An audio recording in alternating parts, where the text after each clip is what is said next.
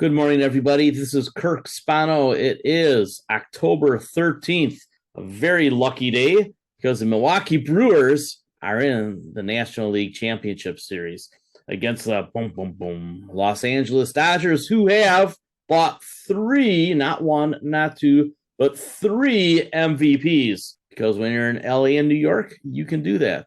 But when you're in Milwaukee, you have to have a great farm system and you have to manage the money very, very well. So that's what we're going to do. We are going to manage our money very, very well. Let's take a look at the VIX chart. I wanted to point out that there are only a couple layups in history for betting on VIX, the volatility, to go up. Way back here, and this is the dinosaur that started it all, gets down to around 10, gets down to around 10, gets down to around 10. Kind of like a different era each time, ultimately culminating in some sort of event, financial crisis, .com, COVID, and this year, Liberation Day. The trend so far this year has been for higher lows on volatility. So what does that mean? Does that mean that volatility is going to drop back down here now that there's some sort of weird detente that might last a day, a week, another hour? Who knows with China? What I do know is that I have closed my VXX as of today. It got close to even on Friday with the ramp up in volatility that you can see right here. And today it's coming down. Now, I don't know if it's going to shoot up going into options expiration this Friday or not. I suspect it probably does. However, I had about 5% of my money in this, and I've decided that because of the deterioration of VXX, it is just too hard of a trade unless you get a layup. So if volatility, VIX, which is the actual index, VXX is the security, and I'll show you that in a second. Unless volatility comes down here, I'm really not going to think about this again. And if it breaks all the way down into here and we get a 10 or a 12, those would be kind of the layup numbers. So that's where you get a layup on the trade.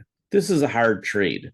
This is the middle of the market. What do you know about me? I don't like the middle of the market. If there's not a discernible trend to follow, I don't want to deal with it. I'm just guessing. I'm just rolling dice. What do we know about me and rolling dice? Rather do it at the craps table where I can get a few free drinks. So I closed the VXX, took about a 10% loss. And the thing that you really need to understand about VXX is that it has perpetual deterioration. So you saw the volatility pretty much sideways with spikes for decades. But this security just perpetually, and this was a reverse split, just perpetually deteriorates. Month to month, this security will deteriorate between 3 and 10%. I happen to get a month of 10%, plus with volatility falling. So can this particular security spike? Absolutely. But the longer you hold it, the more likely it is you are to lose. So people look at this chart and they're like, oh, this has got to go up. No, not really. It can perpetually deteriorate, which we have seen historically forever, right? That is not up and to the right. That's terrible. Or as Charles Barkley would say, turble. So what we really want to do is try to figure out how we can make money on this trade. And this is just the wrong chart to look at. It's the wrong chart to look at. The actual index is the chart to look at. So if volatility gets down to this trend line and you believe that we have higher lows and it's going to continue to be higher lows until we get a spike, then you might want to make a trade right about when volatility VIX gets to 15. Right now it's about 19 and a half. The layup trade is down here between 10 and 12. So I'm out of this. I just got my money out, took my 10% loss. I'm done with it. If it gets to here, I might make a trade. If it gets to here, I probably will. I talked to you about market breadth, I don't know, 4 years ago in 2021. The initial stock market rally was pretty broad. Then it narrowed out to just the Magnificent Seven. And then it got broad again at the end of 2021. And it got to like 70 something percent of the stocks were trading above their 200-day moving average in the S&P 500. Almost got to 70% right around the option expiration in August, leveled off, and now it's kind of come down, but I suspect after today it pops up just a little bit. When market breadth is super narrow, that generally means that things have come down and you have a chance at a rebound, which is what we got. We're not quite to the historically high 80% level of stocks over their 200-day moving average, but close to 70 is pretty high historically. So now we're back down into the 50s, and after today, we'll see. We're having a pretty good rally today. But you can see that this is one of those charts that looks like it wants to turn over. Now, can it rally up here a little bit into the end of the year? Absolutely. Seasonality is about to pivot. Now, the question is, does it pivot this Friday on options expiration, or is it another month out on the next option expiration? The option expirations are pretty important to the market.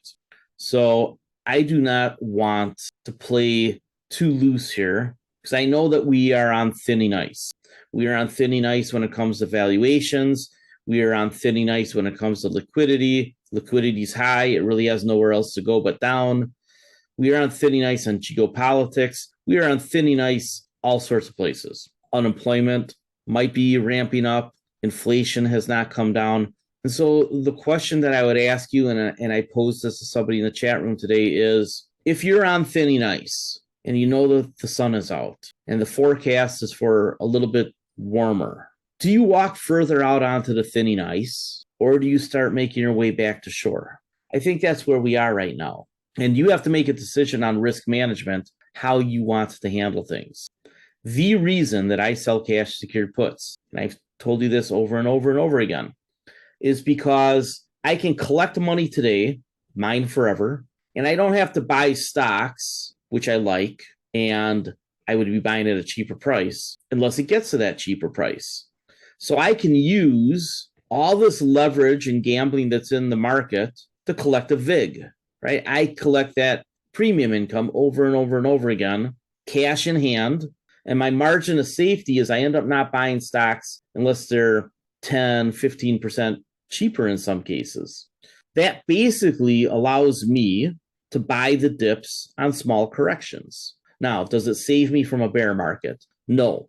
But that's why I sell my puts 2 and 3 and 4 months out, because now I've staggered things that I always have money coming back to me in freed up money market money, right? Because the cash secured put is secured by the cash in your money market account or the cash in your account. It's encumbered.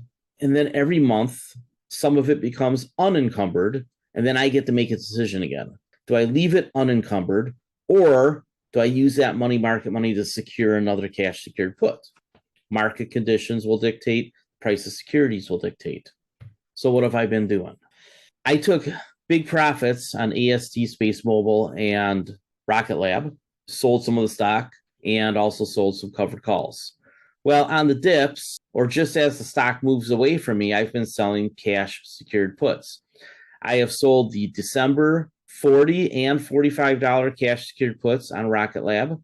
As the stock price goes up, the premium to buy those back goes down, which means that I can lock in a profit if I want to. But I would love to buy Rocket Lab back at 40 or 45 because I sold it around 50, collected $4 and $5 a share selling those puts. So I really haven't missed out on much of the rally. And if the stock price comes back, I get to buy it cheap. And I've created an arbitrage between where I sold it and where I buy it back. So I sold it around 50 and I buy it back at 45 or 40. And by the way, I had premiums too, which are already mine. I have done a pretty good job of being cute, as I call it, trading that market.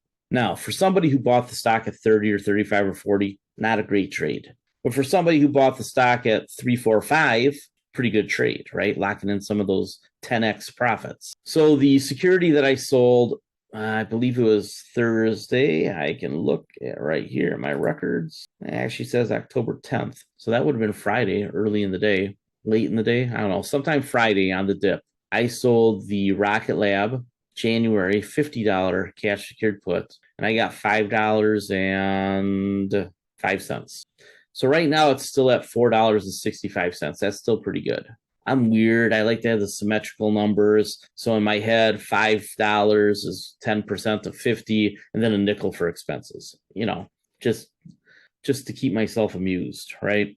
But 465 would be pretty good. So if you're trying to accumulate Rocket Lab, but you really want to have a margin of safety between today's price and the price you might buy it at, you sell this January 50, collect around $5 a share. You could even set this at 505 like I did, and it just hits. I think it actually went a little higher than that, but I had a good till cancel limit order in.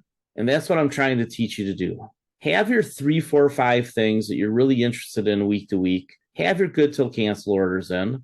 Avoid the emotionality of trying to say, oh, is right now the moment, or should I wait? Right? Just put your good till cancel order in and know that it's a good trade. So that's what I did here with Arrow, which is one of the drone companies that we're interested in. And I have another drone company that will be in the punch card stocks whenever I release it. You can sell the January $17.50 cash secured put. Stock is trading over 18 for $265. That means that your net cost would be below 15 on a stock that I think can 3 or 4x pretty easy, maybe 5 to 10x. We'll see. They are one of the fastest growing drone manufacturers out there. They are one of the top suppliers to NATO.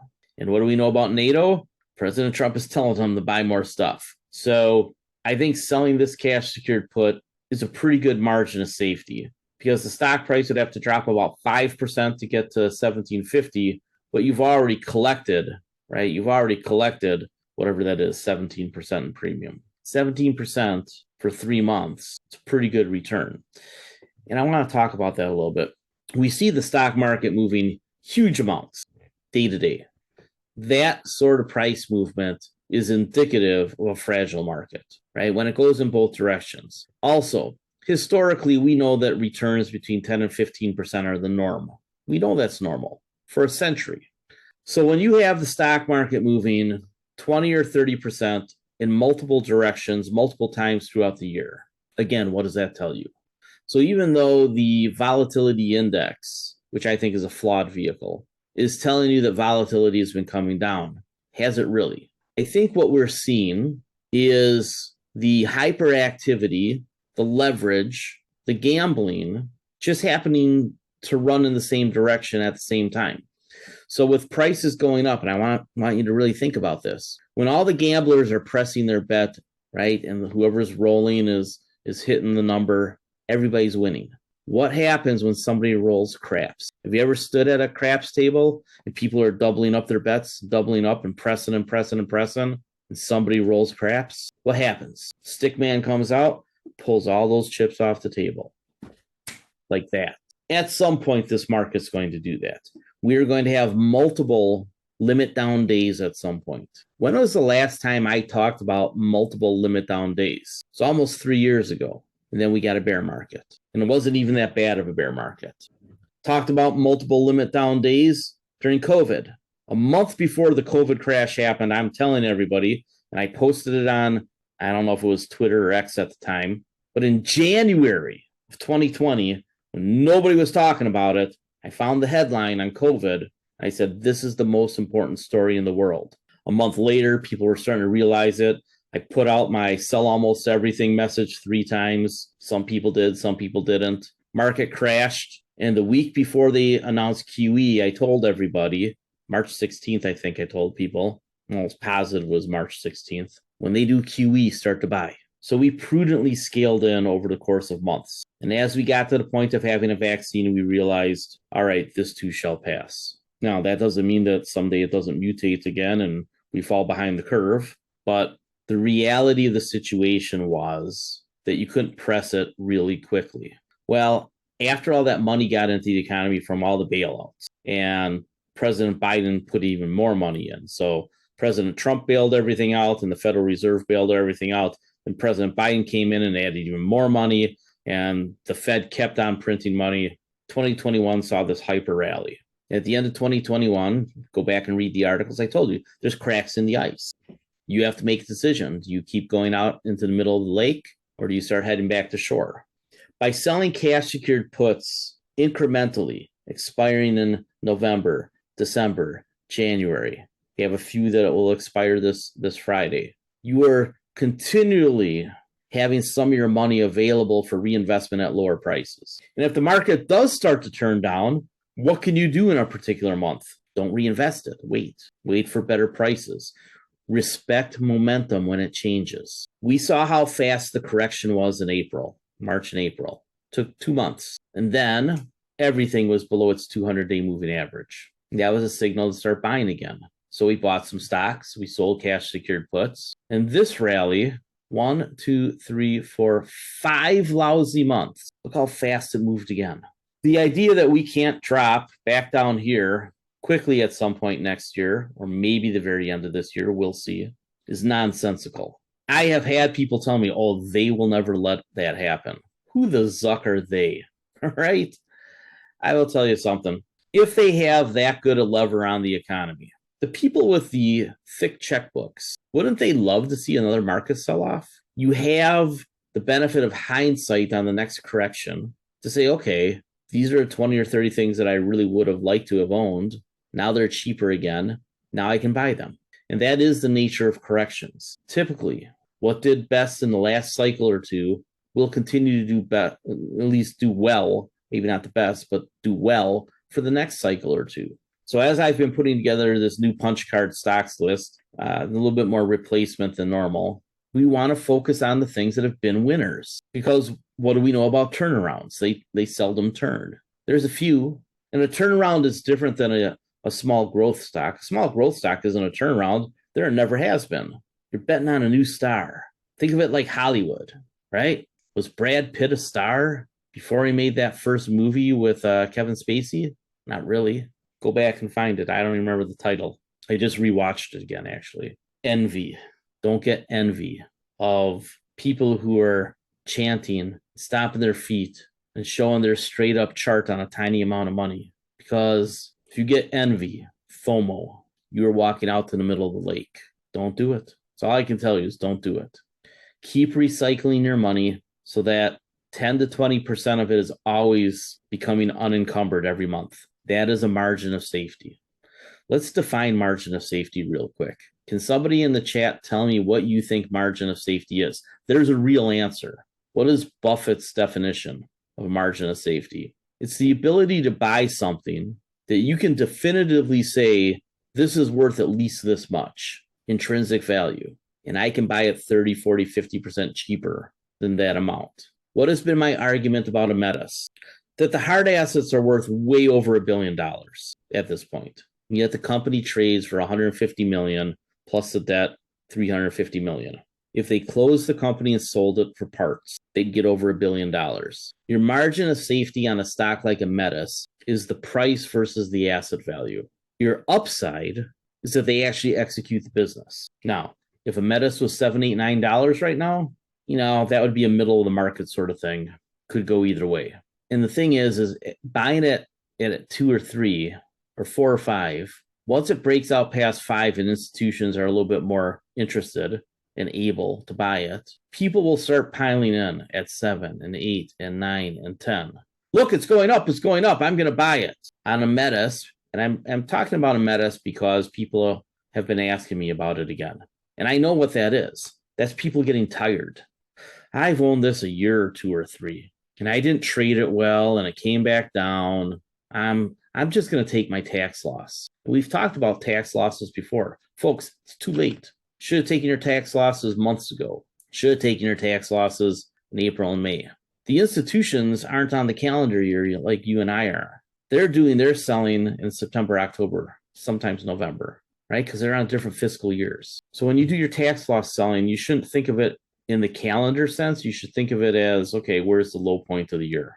Take my tax loss, maybe sell some cash secured puts, and you can sell a cash secured put at the same price that you sell. You just can't sell it above, right? If you sell something at $3 a share, you can't sell a $5 cash secured put. That will run afoul of the wash rules. You have to sell that cash secured put at 3 or lower. So there's always the risk that a stock goes up right after you sell it, no doubt. But typically it doesn't move straight up, right? It's not usually a V shape, but it has been lately, right? We've been seeing a lot of V's like W's and M's, right? Strung together, up and down and up and down and up and down. Not a lot of chop. Individually, stock to stock, sure. But we are in a hyper reactive market. And when they start selling, they've been buying. But when the traders start buying, market goes up. When the traders start selling, market goes down. The millennials, and to an extent Gen Z, but mainly the millennials who are earning money and investing, right around 40 to 50% of millennials trade. It's an amazing number. It's huge. No generation has ever traded like the millennials. And they have taken the time to learn the basics of trading.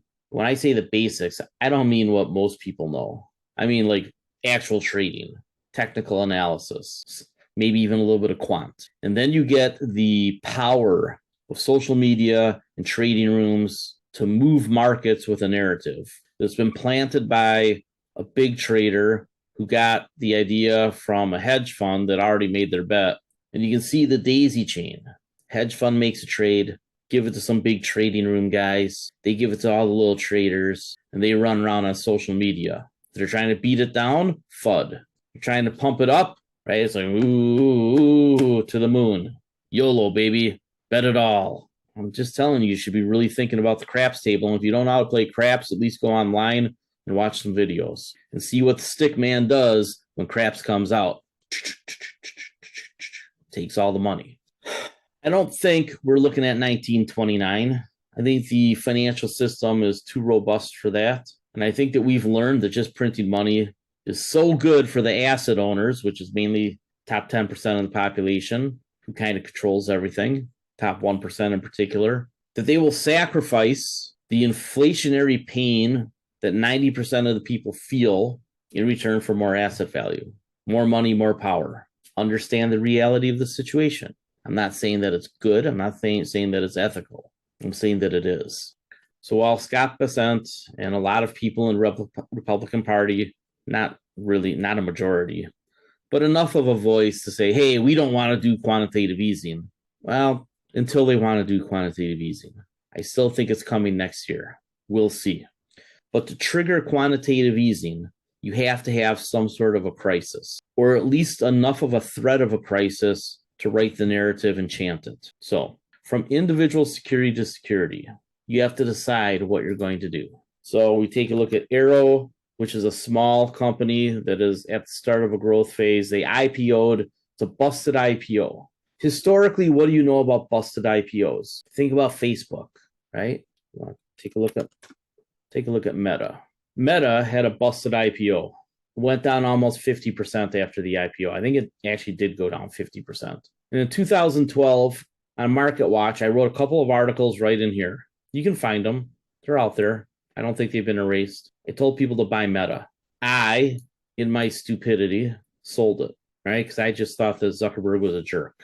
And I should have held it. You should have bought every big correction in Meta since the dawn of time.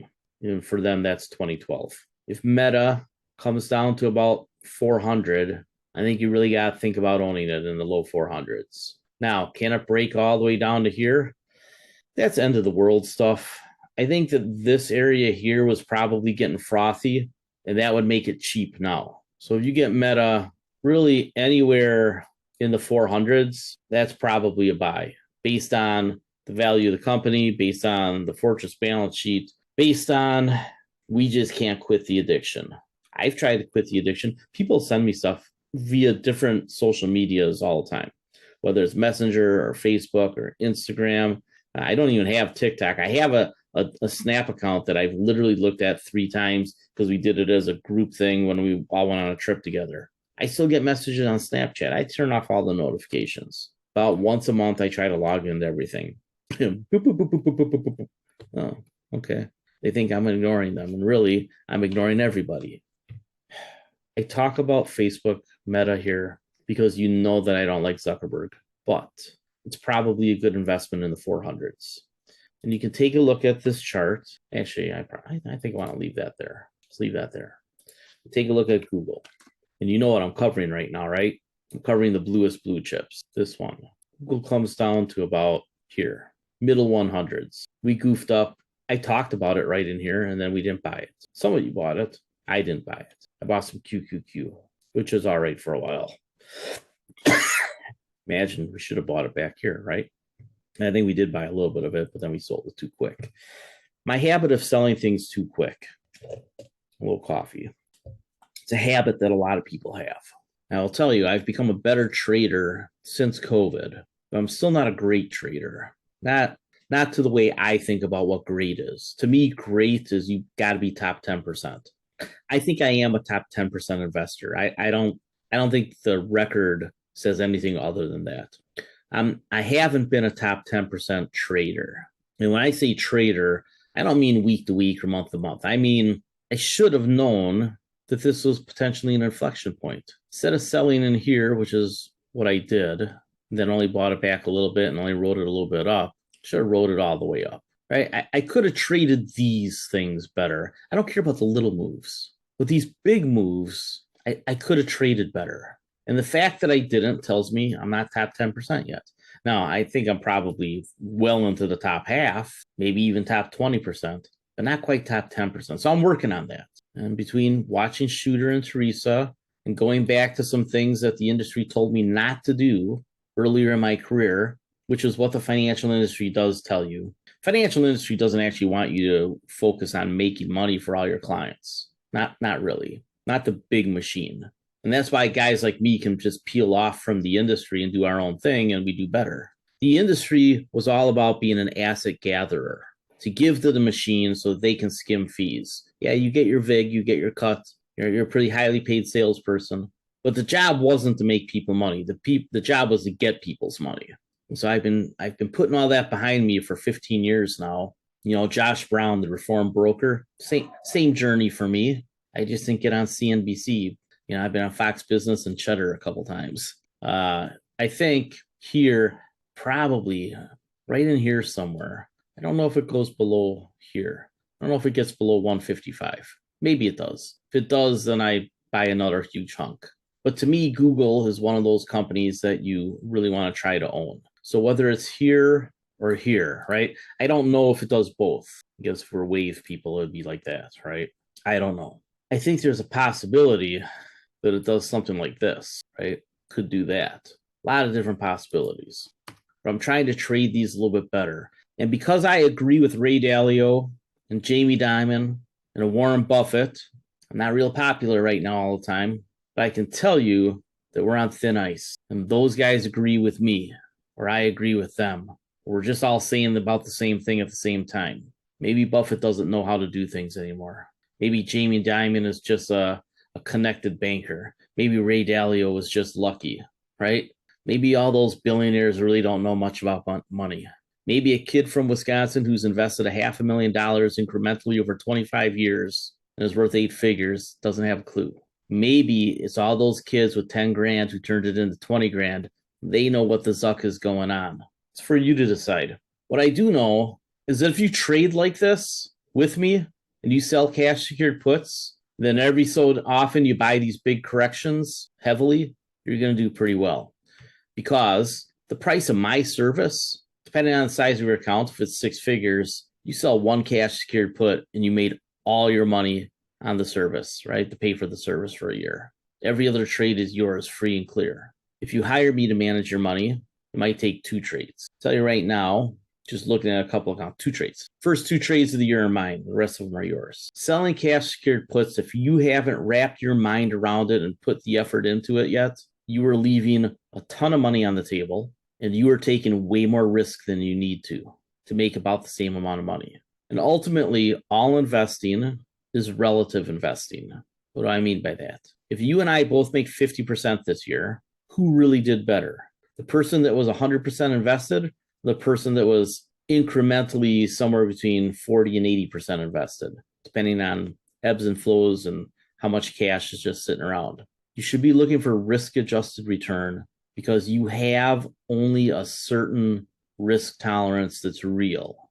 And in an up market, psychologically, you can make a mistake of thinking that your risk tolerance is a certain level, maybe higher than what it really is, and that you don't realize the mistake until the market drops a lot. I got messages that were pure fear on Friday. It was a 2.5%, 3% move. What are you going to do on a 10% down limit down day? You're going to lose your mind if Friday bothered you. So think about your risk tolerance. That doesn't mean don't engage in the stock market. It doesn't mean don't participate. It means participate with a margin of safety. Sell these cash secured puts 5, 10, 15% lower strike prices than today's price. Collect the premium. Let time value erode to your benefit. Somebody asked earlier, is there a trade on the deterioration of VIX? There actually is, right? Is there a way to benefit from something that's so knowable? I don't remember which security it is. There's an opposite of this, and it doesn't work as well. Somebody can look it up. But there is a way to make money on that deterioration. The problem is that it's expensive, and because it's leveraged, and because it resets every single day, it's not compounding. And what do we know about investments? You want the compounding. So if you're going to trade, yes, you can take the opposite side of this bet. It's called selling vol. Back in 2018, sell vol manifested in VIX getting down to under 10, lowest ever. And then it shot up twice in that year. So it is a persistent thing to sell vol. It's a good trade if you're willing to manage it like a lot. And on the next spike, I'll probably sell some vol. However, your upside is limited. You know what your best upside is? Your best upside, right? Because everything's relative, is to buy great stocks cheap because they can 10x or 2x or 3x or 4x or whatever. If you can buy great companies on the cheap, right? All the times you could have bought Meta on the cheap. Correction. I busted IPO. Now, I'm not saying Arrow can do this. I think there's, not anywhere near the scalability. But busted IPOs of good companies are usually a pretty good place to go. Because what happened with Arrow and just like a lot of other busted IPOs is the early investors cash out on the hype into the market because it's an IPO. They become rich. Stock price drops. They're still executives, so they bonus themselves shares at cheaper prices, and then it goes back up. Should it be that way? No, it shouldn't be that way, but it is. So I think that Arrow is one that you can take a look at. I'm pointing it out because I think from a fundamental standpoint, building your charts is such a pain. I think there's big volatility, right? Now we're in the trough of despair. It can go down more. I mean, for sure, it can go down more. Look, the RSI is real low, right? That's real low. Starting to pivot up. Now, does it get past 25 the first time? Nah, but I think ultimately there's new all-time highs. I don't know how long it takes, but I think there's major catalysts coming for these guys. I think they get big orders from NATO. I think they get big orders from a few places. They're expanding their capacity by 4 or 6-fold. They're going to fill it. They're going to use it. They have a backlog. Basically a debt-free company with cash on a balance sheet. And this is one of the companies that's going to have drones for delivery for logistics. And I think they're going to be one of the leaders. I could be wrong about all of that, in which case it probably goes down to 5. My job is to try not to be wrong about stuff like that. And I've been getting about 4 out of 5 right for a while now, really since about 2018. About 4 out of 5 of the ones that I point you to tend to do well. Sorry about that other one.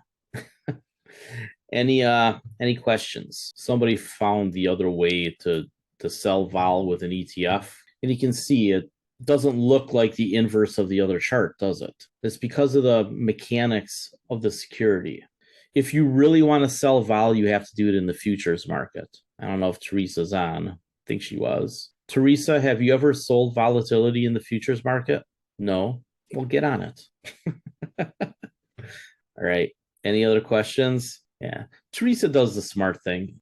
She's real smart. But she does something that we should all pay attention to. She lets the math guide her, and she understands that being long from cheap prices is the thing that works over and over again. So she just keeps doing it, right? Mark Cuban said, if you find something that works, just keep doing it till it doesn't work anymore. And he probably stole that from somebody else who stole it from somebody else. I'll tell you, go long what you think are great investments. Not good, because good gives you too much wiggle room. Shoot for great. If it becomes good, It's not so bad. You only need 20 or 30 ideas over the course of a decade. And I'm trying to give you 20 or 30 a year, which, trust me, is a bit challenging. All right. So let's have a great time watching the Milwaukee Brewers tonight, 7 o'clock Central. Somebody gets a late one in under the wire. Has selling cash secured puts helped you emotionally hold your trades longer? So the emotional part hasn't been a big challenge for me, really, I don't know, since I was in my middle 30s. Last 20 years, the emotional part of investing has not been a problem for me. The problem for me is the imperative being regulated to try to color within the lines that the regulators give us and that the industry pushes me to. So I tried to go to the edge of the box without leaving the box, just as a risk management precaution, right, to cover my own ass. I think that selling cash secured puts for a lot of people would help them or help you understand that you're systematically, tactically, always recycling and building a margin of safety. What did Buffett say? What are the three most important words in investing? Margin of safety. Because we can't be perfect, right? Let's throw Lombardi in here now. We can't be perfect. We can just work and keep making the best decisions we can. And if we build a margin of safety and over and over and over and over and over again and still participate, then we've done it safer and insulated ourselves against the bad things that will inevitably happen that we can't completely predict and won't necessarily be able to sidestep perfectly. But because we're doing this with a recycling repetitive cycle, right, an option selling cycle that understands the importance of technical analysis when it comes to finding exhaustion, understanding momentum in a trend when the market is in the middle, just some basics of technical analysis put you ahead of most people. And by not trying to do too short a term of trading, which you should only do if you truly believe that you can compete with the algorithms. Shooter pulls it off, but I saw a problem with the translation to individual investors. So we're completely changing what Shooter does for us now. If he wants to have a short-term trading room, he can do it over on X. With me, we're focusing on the position trades. And if we find a swing trade that we think will last a quarter or two, we'll do it, with the idea that it's a company that we'd like to own. And if the trade doesn't work out, it just becomes a good investment. So we're changing the nature of what Shooter does for us, because while he is a superstar trader, if he makes a trade on a Tuesday at noon and you don't get to it until 1, it might be too late. And if the algorithms decide to change something on a short-term trade, you're screwed. You better have a system for doing it. You better understand what you're doing. It's not, you can't just follow short-term trading. You have to do it. You have to be the expert. And it takes a lot of time. And who has that time? Only really people who do it full time. And if you're a short-term trader full time, that means that you've given up a different income, or you've given up your day if you're retired. Well, the whole point of retirement is that you don't want to give up your day. You know, enjoy your day. So emotionally, will selling cash secured puts help you? Well, if doing things with as much upside as everybody else, but with less risk than everybody else helps you emotionally, then I guess the answer is yes, because that's what you're doing. All right, let's call it a day. Brewers are on in 7 hours. I'm going to work until then. Have a fantastic afternoon.